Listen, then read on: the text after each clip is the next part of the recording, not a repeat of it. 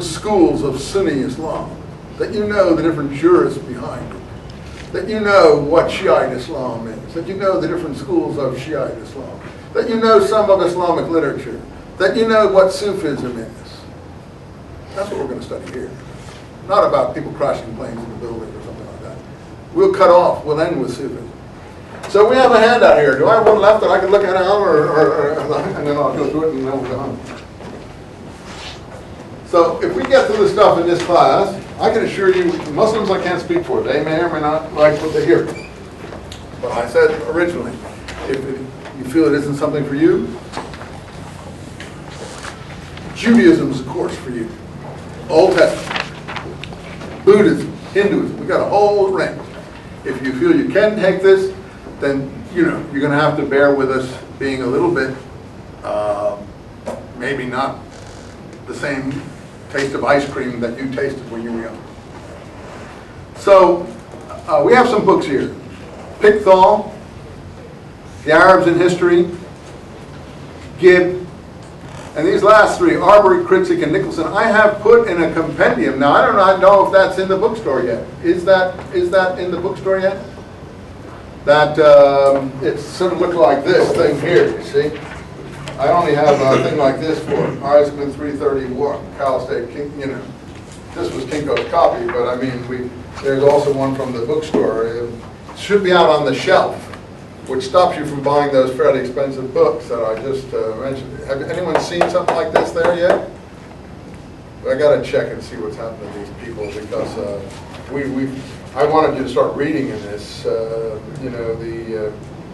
The first three chapters of this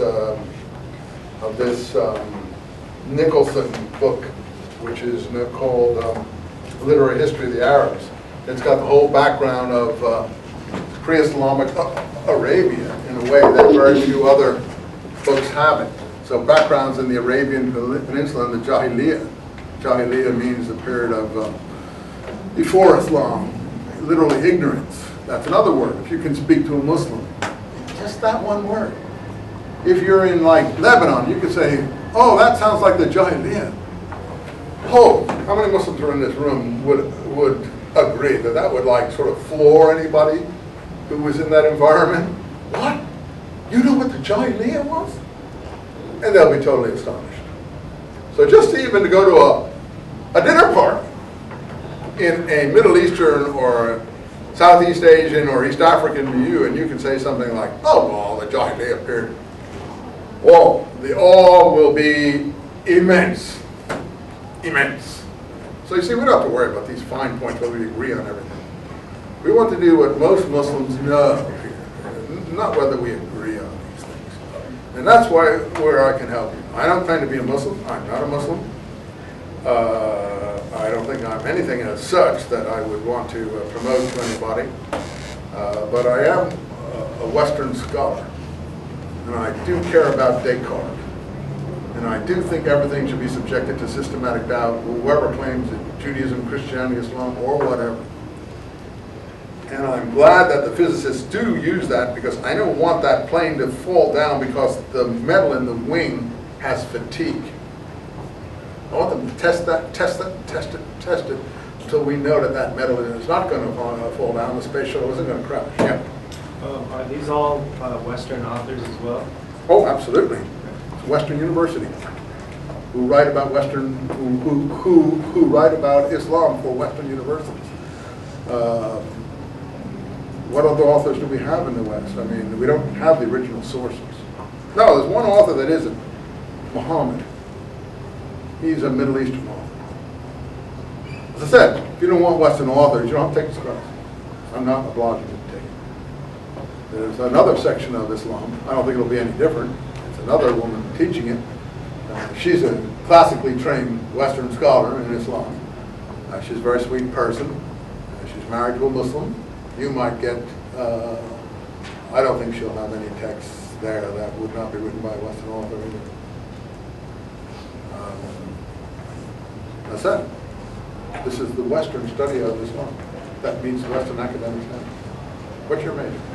My major? Yeah. Fine arts. Now that is a little bit more how should we put it, iconoclastic. So, you know, I mean, you don't just do Picasso and have people praising Picasso. It is true. You know, you might bring in a Native American sculptor from Santa Fe or something like that. You want a different fine arts perspective. But we're just doing classical Islam. And we're not doing modern expression of expressionism or cubism or something like that. If you're going to do what the Greeks sculpted, you don't need a Greek writer to tell us about what the Greeks sculpted. In fact, I don't know any books by a Greek writer that can tell us a lot about Praxiteles or any of those people. And most books about Homer I'm familiar with are written by Western scholars. The same for the biblical books. So I know what your question was getting at and what you're trying to imply, but I don't think that has anything to do with classical cultures, whatever the culture is. Usually in a Buddhist class, an introductory Buddhist class, we read books by Western scholars on Buddhism. We don't read what someone we've never even got translated has. In any case, yeah, these are all very famous Western scholars of the highest level. Nicholson, Gibb, Lewis, all people worked on the Encyclopedia of Islam. That's why I've given them to you. These are, but anyway, they don't express any views particularly. There's no viewpoints expressed here. In any case, the Quran I chose is the cheapest and quickest one. I also have a Quran here that is actually, I ordered it, I hope you got it there, that actually has, it's got pictorial on one side and the Arabic on the other, if you want. I think it's a really nice Quran. I don't know if it was actually got in there or not. I ordered it, but from what I see, nothing of what I've ordered has gotten in there. I'm going to have to check on that. But anyway, a Quran of one kind or another, I'm going to use pictorial. Half this course is going to be about the Quran anyway, and reading actual verses from the Quran. So actually we'll be reading Middle Eastern authors for about half the course. And the other books, like Kritzik, that's just an anthology of Middle Eastern authors, as is Arbery. So the only books here, Nicholson also is an anthology of Middle Eastern writings that you would not be able to get yourself. So the only authors here that I can see that are actually saying anything from Western view is the history writer and the Gibb, who writes just a quick survey of Islam. So actually the 4 books are Middle Eastern: Kritzik, Nicholson, Arbery, and the Quran are all